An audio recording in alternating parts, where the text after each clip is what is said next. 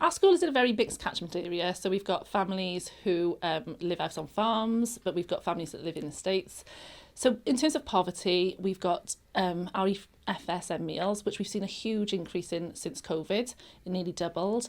But we've also got our families that we know are working poverty. So we know that we've got families that are juggling 2 jobs, that are trying to sort of maintain private rent. We've also got families with us who are asylum seekers or who are refugees. And we've got families who have no recourse to public funds. So they may have come over to study and they have to be self-sufficient. So they're trying to study, hold down a job, and then, live, pay rent, and get their children to school. So there's lots of sort of mitigating factors. But what we're seeing is that, the cost of living crisis is affecting all of us. And for those families who were perhaps struggling anyway, or perhaps financially, finding things difficult, it has really been exacerbated.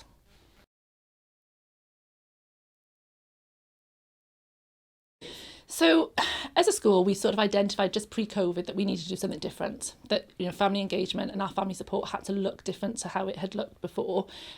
We worked really closely with outside agencies to sort of talk about what we could offer, and we worked with children in Wales and some of the housing associations to repurpose part of our school to develop a community hub. So part of the community hub is where we are now. It's the food share, we've got a uniform shop, we've got community spaces.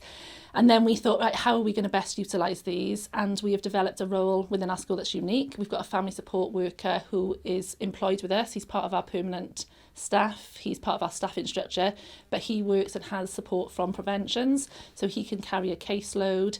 He's got a background from housing, so he's able to signpost our families to benefit support, make applications, support them through difficulties around housing. So there's lots going on. We've also had staff inset where we've raised awareness of the impact of poverty to all our staff. So in terms of our curriculum and our school development plan, we work really hard to have sort of no cost homework, to have things available to children no matter what background they're from, so that there's not a huge cost implication. So if we have visits and trips and things, we try to make sure they're reasonably priced or that they can be accessed by all. And we also, within our curriculum and our provisions and our learning, we track our free school meal and our vulnerable pupils. We talk about them in pupil progress meetings, so teachers are aware of what might be going on for our families, how they can support, and sort of their expectations within that.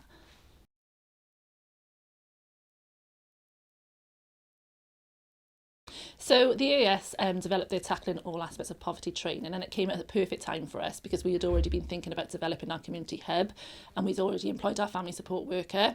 So we attended the training. It was great because we could see the things that we were already putting in place with some of the things that we were being advised are good practice, but we were all able to share, from other people and other schools what was working well for them.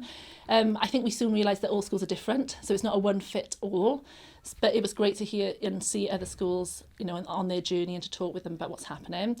From that, we've started our journey on the Heart of the Community Award. So again, that's supported by the EAS.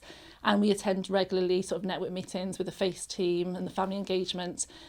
So I think, knowing what's going on for other communities, knowing that some of us are facing similar problems and accessing resources that other people are using has been fantastic. So we work well with our cluster, and so within our cluster we have regular meetings with our FACE teams to decide what's happening and whether there's anything that we can support each other with. We work obviously with the EAS and their network meetings, and we share what's happening at Lliswerry with other schools and on what's happening on our journey.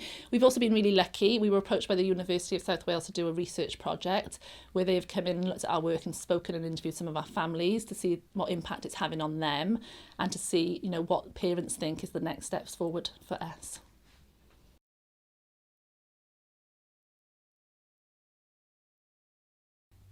I think a big part for us being a part of the family and community engagement team is that we carry out home visits. So it's all about building relationships for us, promoting our community hub, making sure that families have access to grants that could be available, our food share shop, our uniform shop, and making sure every child has access to a free school meal as well.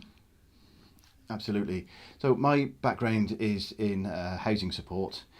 So one thing that I'm able to help families with is advice around housing and explain some of the processes with that. My role is also unique because I'm employed in the school holidays as well.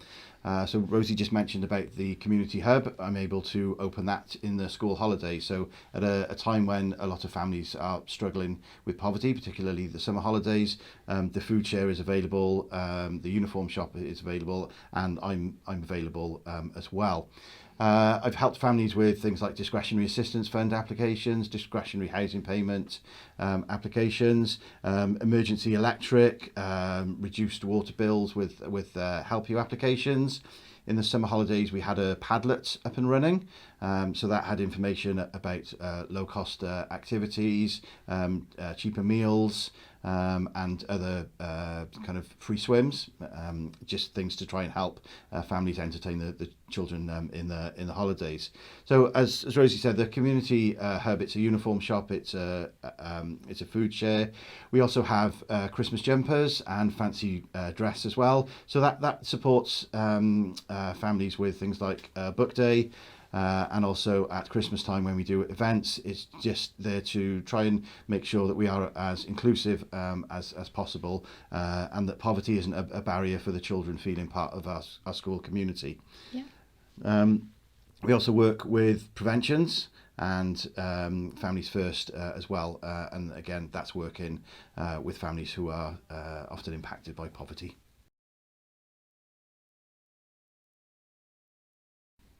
I think one of the main things is around our home visits, isn't it? Yeah, absolutely.